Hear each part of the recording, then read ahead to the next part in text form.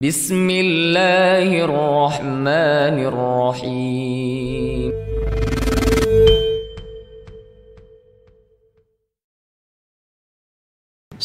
Assalamualaikum warahmatullahi wabarakatuh. Alhamdulillah wassalatu wassalamu ala Rasulillah wa ala alihi wa ashabihi wa man tabi'ahum bi ihsanin ila yaumiddin.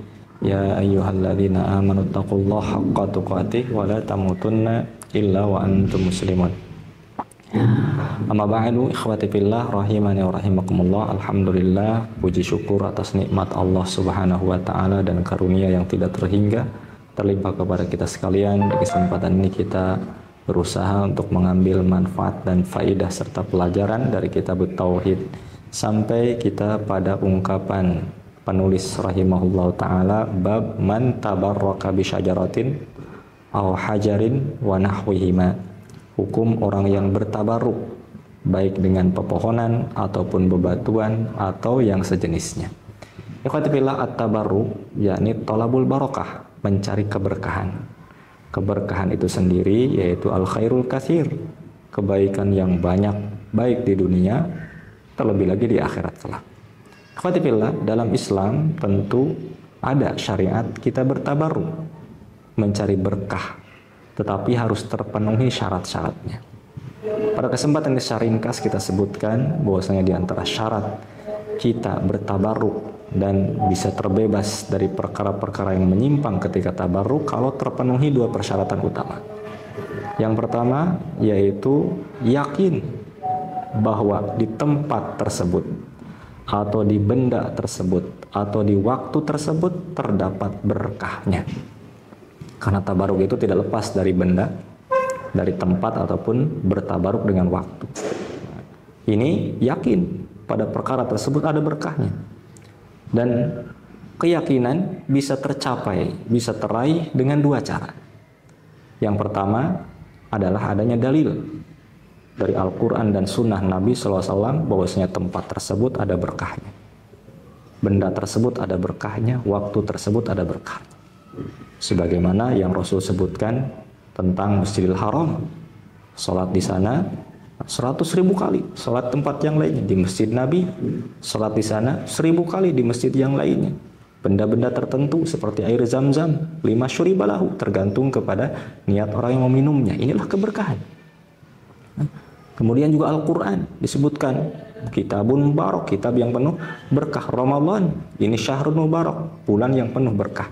Tatkala ada kitab dan sunnah, maka kita menetapkan ya di sana ada berkahnya, akan muncul keyakinan yang pasti karena berkah itu dari Allah Subhanahu wa ta'ala. Kemudian yang kedua, ikhwati fillah rahimani wa rahimakumullah, cara untuk kita meraih keyakinan yaitu tatkala dibuktikan secara empiris ada hubungan sebab akibat antara satu perkara itu meraih atau menghasilkan perkara tertentu, perkara yang lainnya. Khafillah rahimani wa rahimakumullah, seperti misalnya orang mencari kesembuhan, kemudian dia berusaha mendatangi dokter, baik itu diberi obat-obatan kimiawi atau obat-obatan herbal dan seterusnya. Yang jelas di sana ada perkara yang mesti kita pegang, yaitu ada penelitian ilmiah, ada bukti empiris bahwasanya perkara tersebut menjadi sebab atau mendatangkan keberkahan, menjadi sebab untuk kita meraih kesehatan, meraih dari Allah Subhanahu wa ta'ala sembuhnya dari beragam penyakit. Maka kalau seperti itu silahkan. Nah, ini ada keyakinan. Tapi hati-hati, jangan sampai tidak ada dalil kitab dan sunnah, kemudian juga tidak ada hubungan sebab akibat, tidak ada hubungan empiris, tidak ada bukti ilmiah yang bisa membuktikan bahwasanya perkara ini menjadi sebab untuk menghasilkan perkara tersebut. Nah, kalau demikian, maka jatuh kepada akhdul asbab ma laysa bisabab, menetapkan sebab yang bukan sebabnya. Nah, ini poin yang kedua.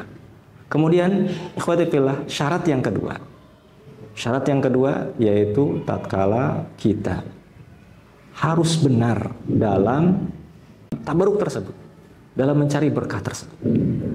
Maknanya ikhwati fillah harus sesuai dengan aturannya.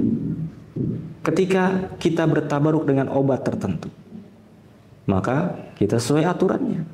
Misalnya makannya sekian kali 1 kali sehari misalnya, atau 2 kali sehari, dan seterusnya. Maka kalau menyalahi aturan, maka ini menjatuhkan kepada kesalahan, menjatuhkan kepada penyimpangan. Iya, kita tahu bahwasanya Al-Quran adalah berkah sebagaimana Allah Subhanahu wa Ta'ala sebutkan. Tapi kita ingin bertabaruk dengan Al-Quran dengan cara misalnya Al-Quran kita simpan, kita hias, kita beri minyak wangi, kita usap setiap pagi dan sore. Dapat berkah dari Al-Quran. Kita katakan tidak dapat berkah dari Al-Quran. Kenapa? Karena caranya yang salah. Semestinya dibaca, dipelajari, lebih lagi diamalkan isi kandungannya, maka itulah Al-Quran bisa menjadi berkah. Ya, kita yakin bahwasanya Ramadan adalah keberkahan, apalagi Lailatul Qadar adalah keberkahan, waktu yang berkah.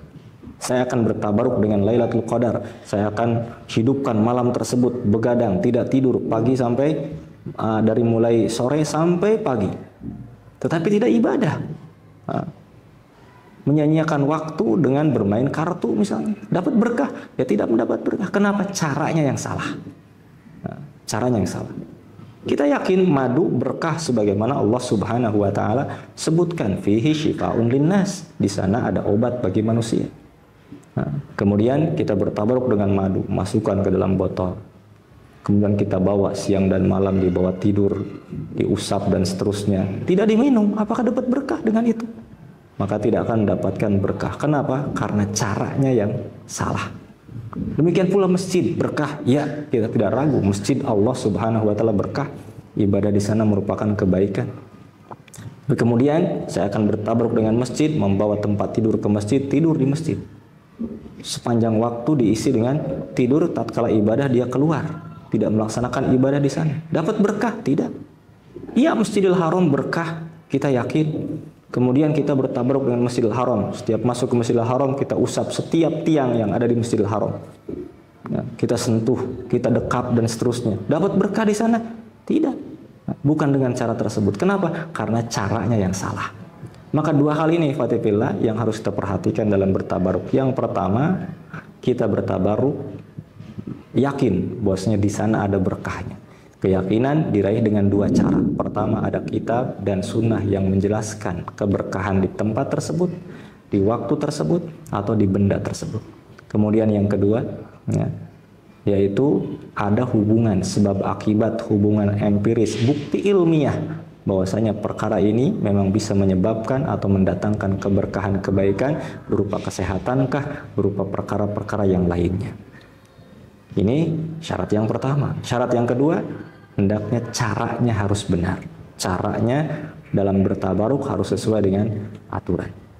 Demikian ikhwati fillah, muqaddimah dalam bab tentang tabaruk ini. Semoga menjadi perhatian bagi kita sekalian, dan kita boleh untuk mencari berkah, keberkahan, karena setiap ketaatan kita adalah kita berharap keberkahan dari Allah Subhanahu wa Ta'ala, tapi dengan cara-cara yang benar dan dibenarkan oleh agama serta terpenuhi persyaratannya sehingga tidak terjatuh kepada perkara-perkara yang menyimpang. Demikian, wallahu a'lam, barakallahu fikum.